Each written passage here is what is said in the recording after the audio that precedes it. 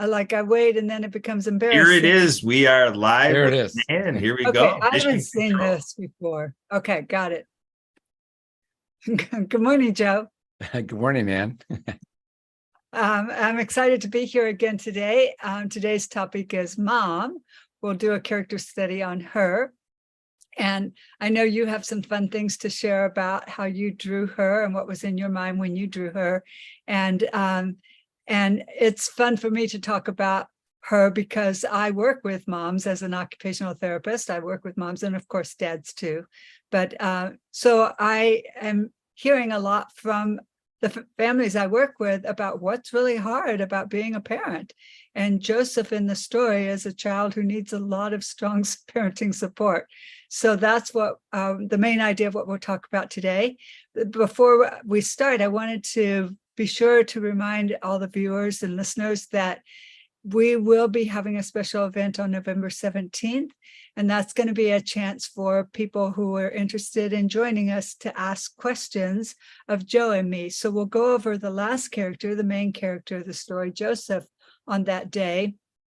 And then we'll have it open. We'll tell a little bit about ourselves and how we began working together and how we each started in our careers as author and illustrator, and open it up for questions for the audience. So I'm ready to get started.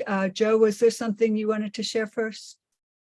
I just sent you a drawing that if you want to bring that up, it's in your, I texted it to you. Okay. And I can share a little bit about Mom, but I'll let you bring that up if you can. Yeah. Here it is. I just remembered a little tidbit again. Okay. All right. I remember this clearly. Oh, okay. So this was the first drawing I did based on Nan and I's conversations with Mom. And I wanted her to be a kind of a strong female character that's looking out after Joseph and has his best interest. And Gretchen was a little bit more based off of some pictures that Nan had of Gretchen. And so it was like a first, like rough, not rough pass, but it was like, this was a kind of a finish, like this is what I want the characters to look like. And with Mom, I remember now that I was basing her character off of the female characters from Lost in Space, mostly the mom. And now I'm really dating myself because it's like it was a late 60s, sci-fi show. And so I wanted it to have kind of a Lost in Space feel to it, where they all had the same uniforms. And so Mom is here kind of like a Fantastic Four type of outfit. And I was just trying different things.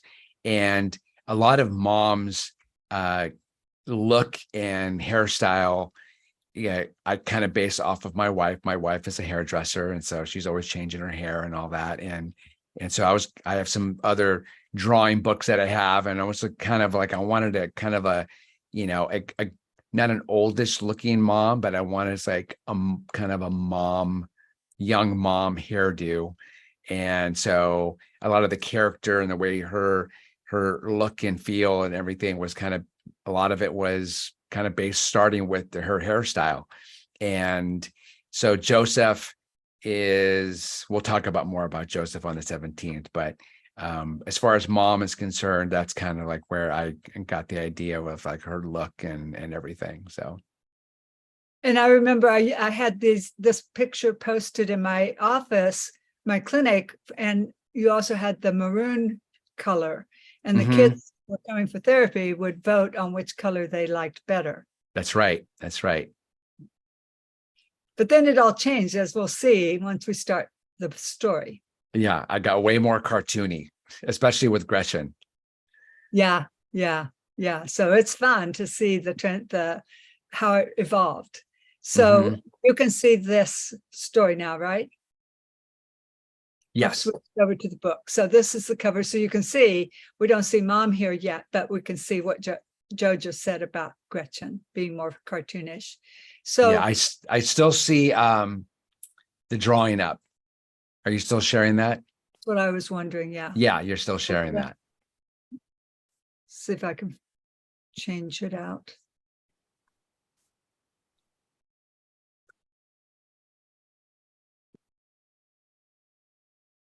Yeah, it looks like you're still sharing. There you go. Yeah. So Back to us again. yeah. Thanks for letting me know.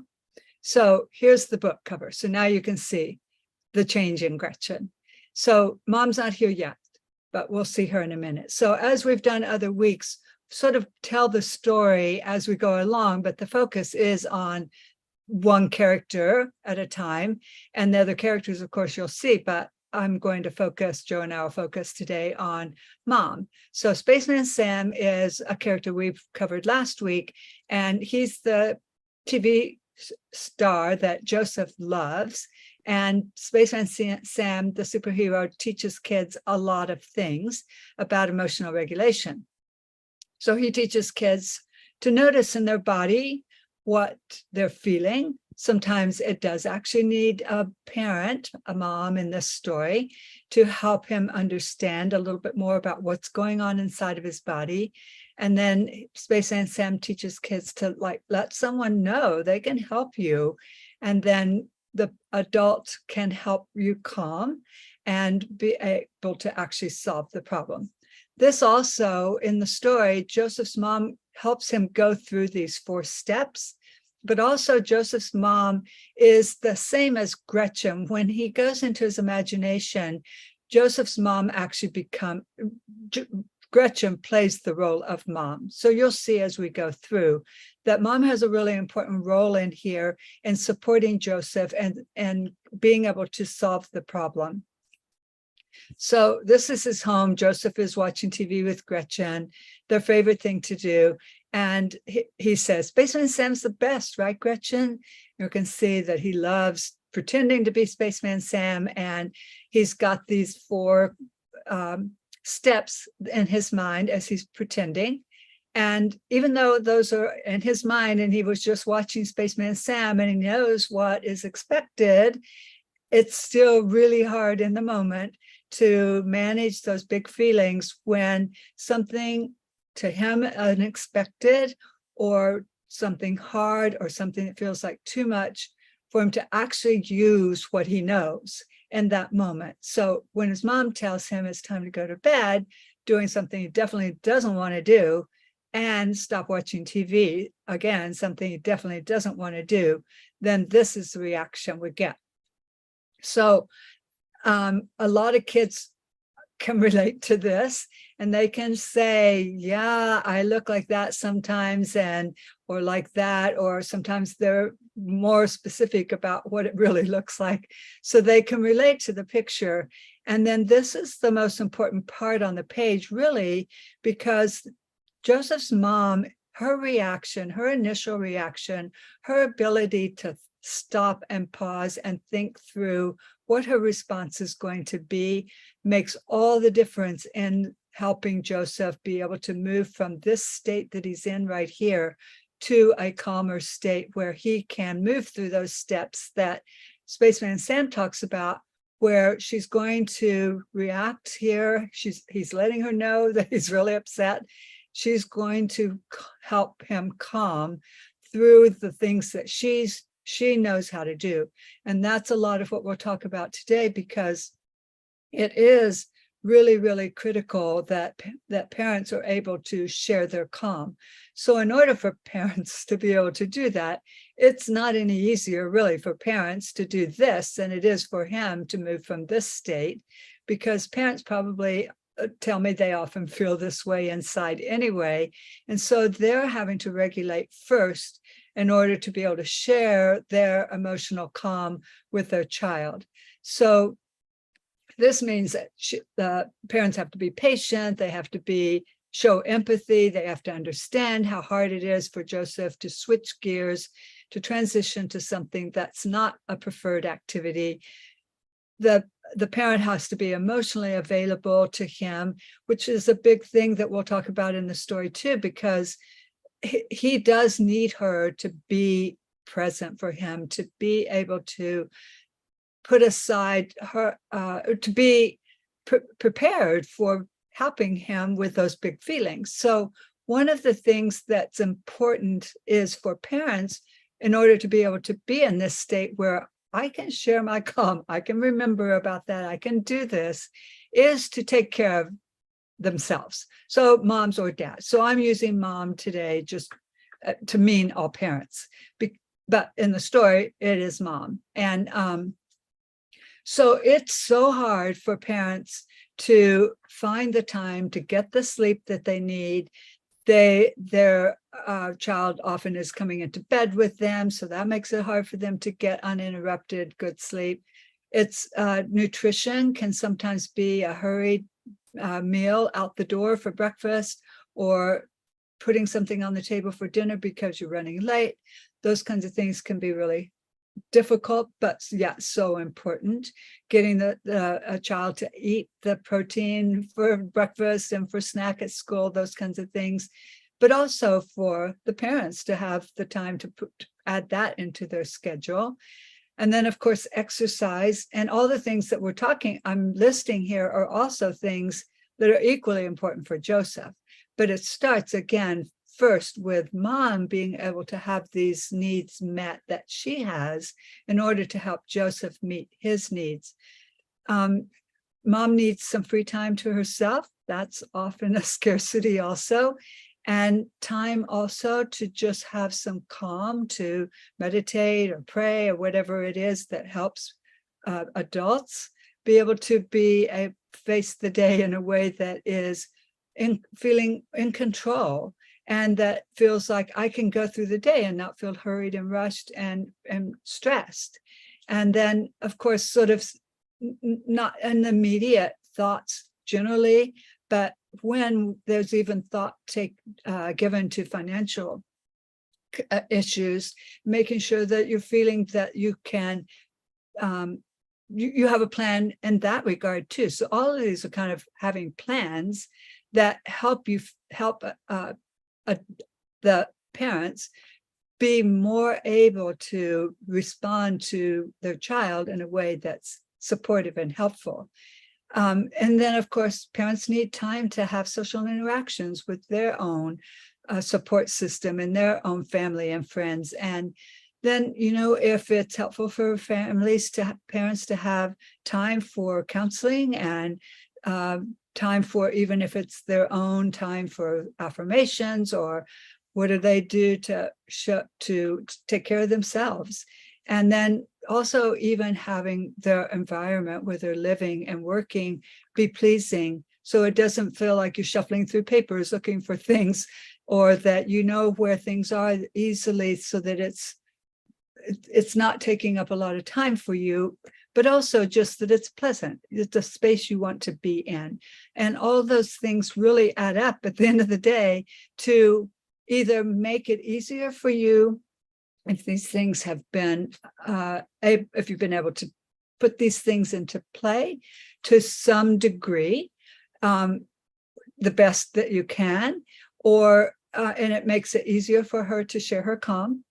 And when these things are not in place, if parents just pay attention, like, why is it harder for me to share my calm today? It might be because some of these elements are missing from that day or the day before or for the past week or something like that.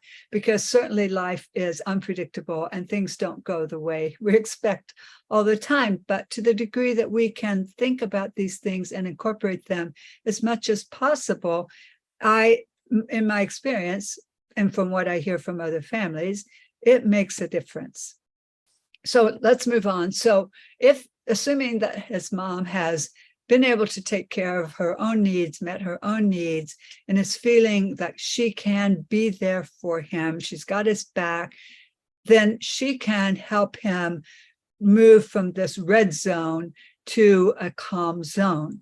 So I purposely wrote these words as a way to model for parents what can be helpful to de-escalate the situation for a child who's moving from this very upset state, or even if it's not that upset, still an upset state, the most important part is the parents are really meeting the child where the child is emotionally and not trying to jump the gun and say, well, here's how you solve the problem. I'll take care of it. I know what to do. So a child who might be struggling to get the shoes on, and if a parent feels that rushed to get the shoes on and out the door, then that's the parent taking over. If the parent can give the child time to sort through and figure it out and even have big feelings about it too, but learn in the process, then she's allowing the child to grow. And that's a lot of what the story is the parents not taking over for Joseph, but to support him so he can solve his own problems and take his time to do that. So she's just giving him time. She's reading his body language. You can see how Joe has changed his posture, and so she can see, and as he changes and she changes in response, she's working to get him to that final step there so that she feels like now he's actually able to listen and think and move beyond the emotional state and into a thinking state where he can start deciding how does he want to solve the problem, not how is she going to solve the problem. So that's what's happening here. So she's suggesting Spaceman Sam's last step, like, what will you do to solve this problem? And so that's where he goes into his imagination. And this is where then Gretchen takes on the role of mom as the one who's going to help him in his own imagination solve the problem. So Joseph has on his screen here, on his monitor, mom, and he knows, we added her in, and it shows the importance that he places on his mom, that he wants to take her with him on his journey into space. He knows that she's going to be his support system. It's just that it gets played out as Gretchen being the mom in the story. So these are the other characters in the story. This is him on his spaceship in his imagination. And he's going to figure out, with the help of Gretchen, otherwise known as his mom, how to do the hard thing of turning off the TV, even though he really doesn't want to, and do what he knows his mom is expecting him to do. So we talked in past weeks about Robojo, and we talked in past weeks about the Hypnozoids. But Joseph takes over as Robojo because Joe's drawn this haptic suit on Joseph to show, now I'm becoming a new character in my imagination. I'm going to be Robojo, and everything that Robojo does and feels, Joseph does and feels, because that's what the haptic suit does. So here he comes in his imagination to come fight this inner desire to do what he wants to do, which is represented by the Hypnozoids. And he knows he really is supposed to go to bed, but it's really, really hard for him. And so he has to come to some kind of terms in his own mind of how to go about doing that. But he really can't do it all by himself. So he needs help. And that's what happens, is that the Hypnozoids completely take control, which is what we saw with him having his big upset on a few pages back, where I'm completely out of control. I don't know what to do. And this is represented here in the imagination story. I'm completely out of control. I'm held captive to my big feelings, and I can't do anything by myself at this point. And what's happened is that the Hypnotron that the Hypnozoids control has taken over, and he really has no thinking. He's offline there, and it's all about big feelings. And you can see that Gretchen, like his mom, is still in control, and she's going to help him because the Hypnotron cannot wrap her up in the hypno cables because she's staying in control. She's calm. She has tools. She knows what to do. So you see that the characters fall over because that's just showing that it's harder and harder because the hypnozoids have so much control. And here comes the hypnotron that's going to hypnotize Robojo. And Gretchen now realizes, oh man, if it's, I see that I really need to help Joseph. He's stuck. He doesn't know what to do. It's up to me to help him be able to move beyond the state that he's in right now, because he really doesn't know what to do. He needs me to help him. So I'll give him some tools. So on his gauntlet of his costume, of his spacesuit, he's got these options here of things that he could do. So we'll talk more about this also another time, but when we talk about Joseph, but it is a toolkit on his spacesuit that helps him know what to do. Tools that he and his mom have selected that feel like things that would help him calm when he's feeling upset. So Gretchen is accessing this tool for him and suggesting that he try different things, but Joseph settles on, okay, I'll try to breathe. A lot of times kids actually can't do the breathing in the moment, and it's actually sometimes a trigger for kids when their moms say, just breathe. And so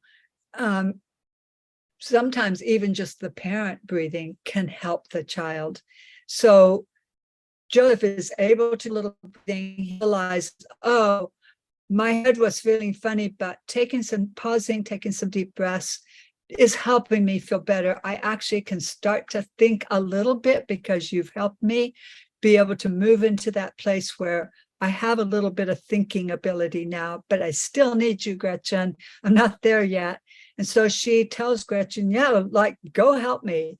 And so Gretchen flies out and she sees the big problem and she knows exactly what to do.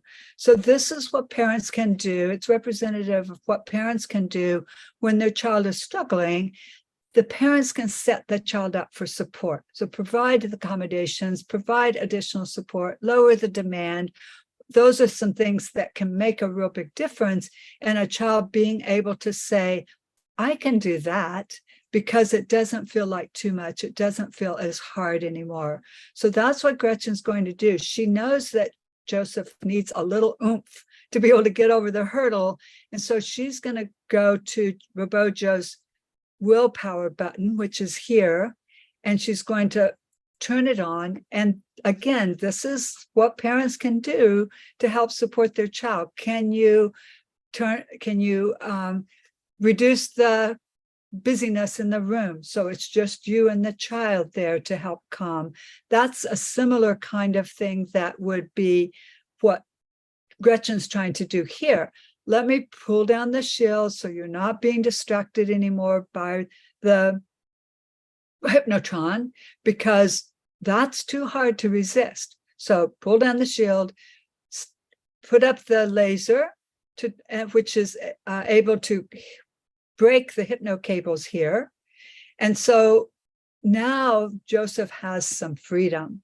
And that's what parents are trying to do with the support of lowering the demand, increasing the support, so that the child feels like, I'm not feeling so captive now. I feel like I'm not stuck. I feel like I could actually move forward now, but only because Mom or Gretchen has helped me be able to do that, help me move through the steps of my big feelings, the support that I'm getting, and being able to calm enough to think about how to solve the problem. So Joseph's got it handled now.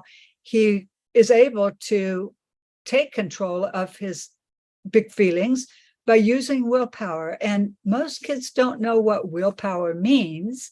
They're not familiar with that word, but what most kids can relate to is just do it.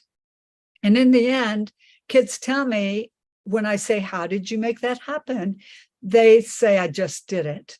But what I also know is that if they can't just do it in the moment when they're feeling emotional, but when they've had the support during those moments that can be stretched out a long time, they can calm and then get to the place where they can just do it because they know that's what's expected. So that's what Robojo, otherwise known as Joseph, is feeling like, okay, I conquered my big feelings. I did overcome that. I needed the help of Gretchen to do that. But in the end, look, I did it. And so he's back as Joseph in his spaceship, and Robojo and Gretchen are saying goodbye, celebrating with a thumbs up. And Gretchen comes back in. She's done the support she needs to, and now they can connect and he can feel really proud of himself and recognize that we did it. He knows that he needs his mom to help him. And she knows that that's the critical piece that will help him be able to not only do what's expected, but actually learn from it.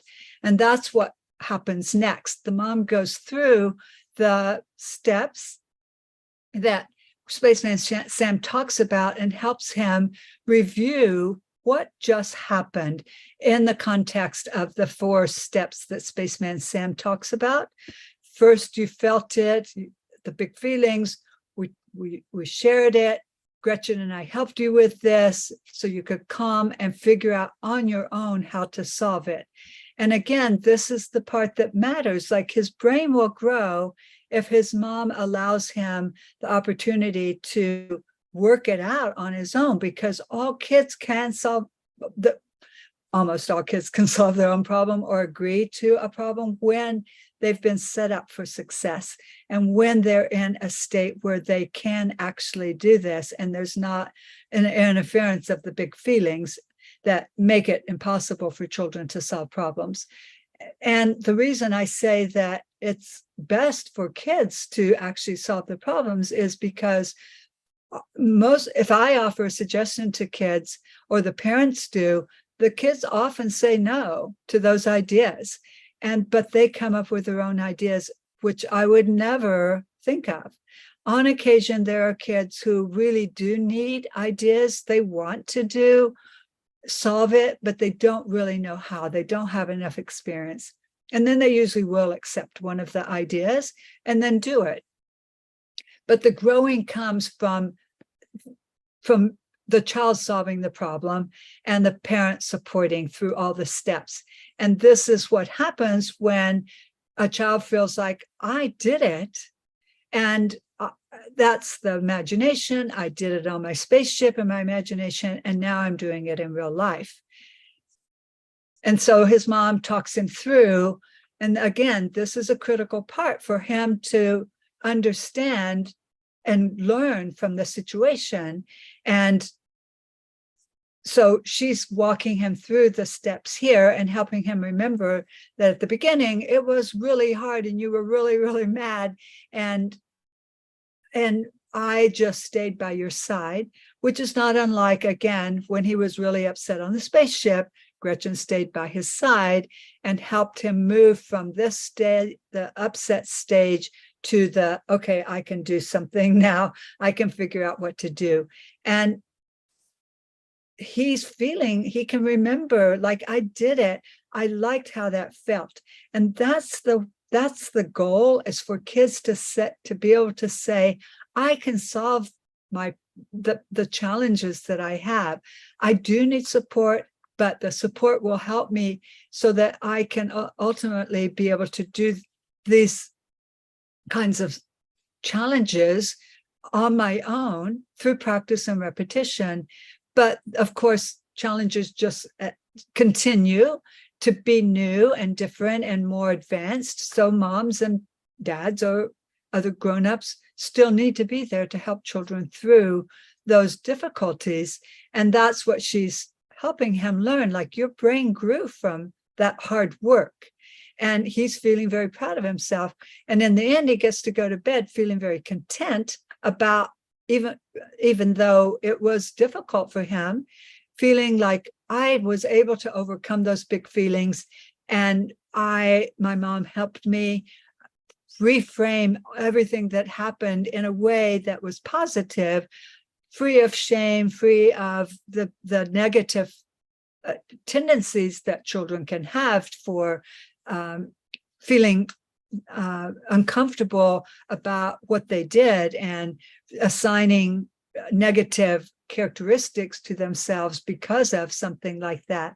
But his mom has helped him not be able to understand that actually it was just a growing opportunity for you. And now you'll be able to do it a little bit differently tomorrow, and because you've practiced. And then he's able to handle this being on his own in his sleep, feel proud. He maybe is reenacting the scene with his props there and feeling good about himself. And he has a poster there that reminds him, tomorrow I will be a day older, tomorrow I will be more practiced, and tomorrow doing hard things will be a little easier. So Joe, I know, had some more that he wanted to tell about Mom. You had a story. I think I already kind of said it at the beginning. Okay. I thought you had a second story. So No, I'm trying to think, but yeah, no, I think that was it. That's okay. pretty much it. Yeah. So we talked a little bit last time about the colors that you chose for Joseph's clothing, and it makes it easy for me. Like one time, Joe and I went to a book fair and I dressed up as Mom. So it was really easy for me to dress up like Mom. And so the colors, and I just happen to have those things in my closet, shoes like that and pants that color and a shirt that color. So it worked out. But I think that the expressions on Mom's face, maybe you could talk about that a little bit, Joe. Like, how is that the encouragement? Because what I noticed, like, all that time that we had to wear masks, I felt the whole time that it was definitely harder for kids to read my body language. Mm-hmm. And they really do look to me to see what's my reaction. So they make mistakes all the time in therapy with me, and they look to me like, oh, am I in trouble? Which is the usual reaction. And if they see, because I'm not wearing a mask, then I'm smiling at them and letting them know, I see that was hard for you. I'll help you.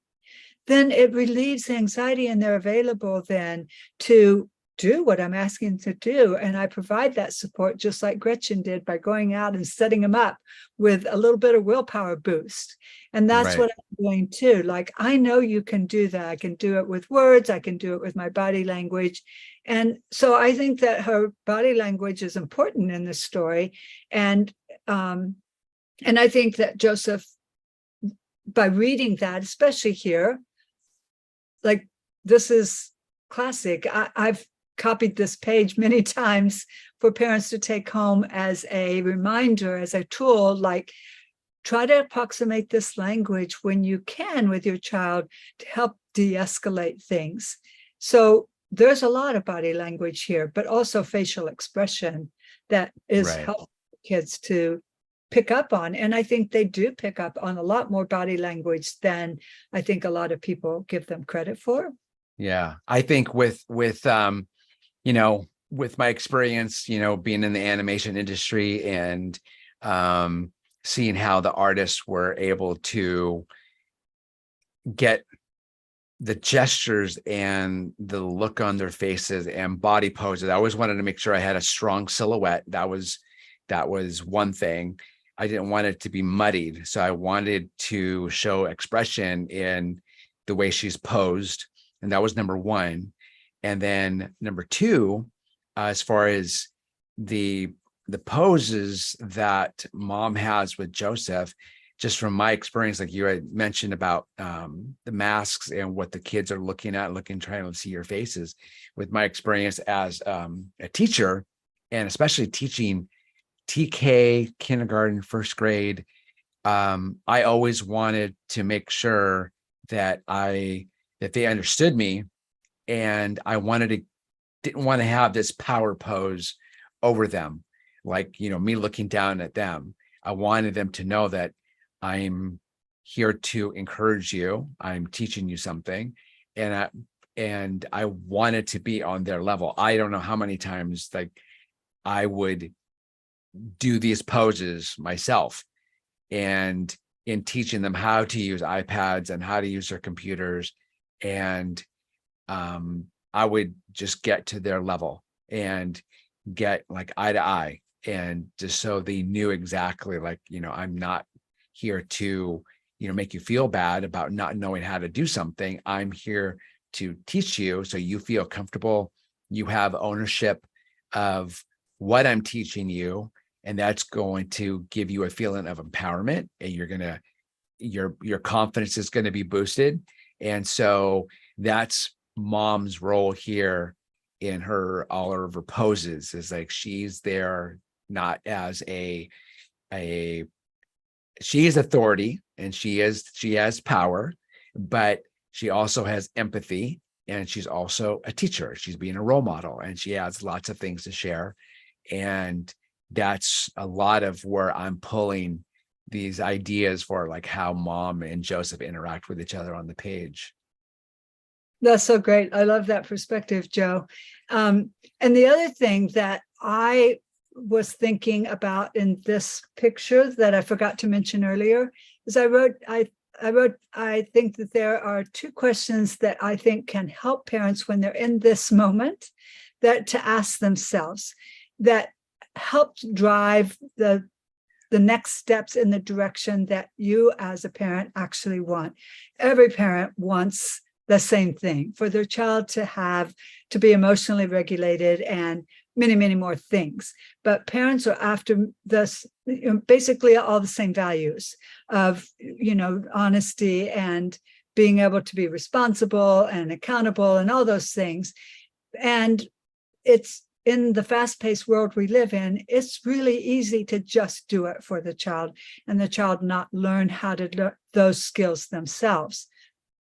So, but if a parent can think of, there's at least two questions that I could think of that in the moment, if it can be in parents' minds when they're in this situation, one of them is, if I want to solve this problem calmly, how can I respond so it helps his brain grow? That's a whole lot about what the story is. And the other question is, if I want to teach family values, what opportunities can I find in my day that will foster those kinds of value building experiences for my child? And how can I support my child to get there, and not just in the moment, but as a lifetime skill? So a lot of times it's easy to just try to get through the moment and be done, but it's step-by-step building for the skills that a child needs for a lifetime. So that was all I had to share. Joe, did you want to share anything more?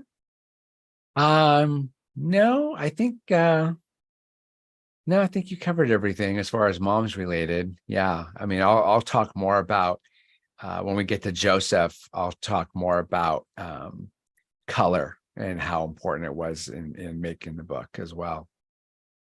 Great. Thank you, Joe. So we have 2 more weeks. Next week, we'll talk about Gretchen, which is so fun. Gretchen is my niece's dog who lives in Alaska. And I've known Gretchen all her life, well, most of her life, and she has a really big personality. And so Joe really was able to capture that. So when I read the story, I just have such fun thoughts of Gretchen and my time with her and how fun it is. So her personality definitely comes through in Joe's description. He hasn't even met her in the way he portrays her. And then the last week, we'll skip a little bit of time. And the last week will be November 17th, as I said at the beginning. And that's when we'll talk about Joseph, saving the main character for last. And there'll be also that opportunity to ask questions of Joe and me. So I will look forward to seeing you again next week and going through our next character. Thank you. That's good. All right. Bye. Bye-bye now.